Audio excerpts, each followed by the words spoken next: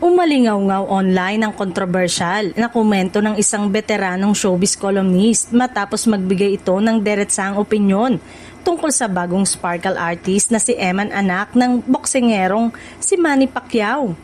Ayon sa lumabas na pahayag, masaya raw siyang napirmahan ng GMA Sparkle ang baguhan, ngunit nagduda siya kung kayang pasikatin si Eman ng network bilang isang artista. Sa kanyang mahabang tirada, sinabi ng veterano na tila papirma lang ng papirma ang GMA Sparkle, ngunit kakaunti lamang daw ang tunay na nagpapasikat. Bagamat inamin niyang may itsura naman si Eman, mariin itong binanggit na marami pa raw mas gwapo at matagal nang nakaantabay sa bakuran ng GMA na hindi pa rin nabibigyan ng solidong karir. Dahil dito, duda umano siya sa magiging direksyon ng showbiz journey ng bagong talent. Ipinagmamalaki rin ng columnist ang kanyang 45 years na karanasan sa showbiz, kung saan aniya ay mabilis niyang nakikita kung sino ang may angking bituin at sino ang mahihirapang sumikat. I know one when I see one, giit pa niya.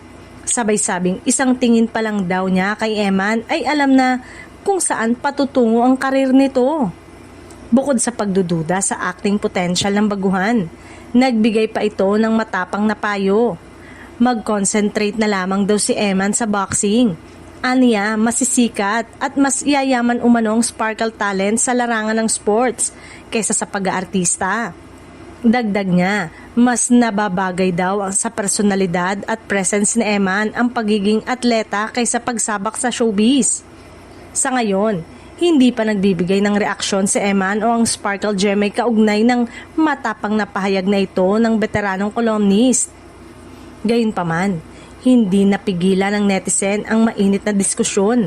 May mga pumupuna sa pagiging harsh ng komento, habang ang iba naman naniniwalang posibleng maging constructive criticism ito para sa baguhang aktor.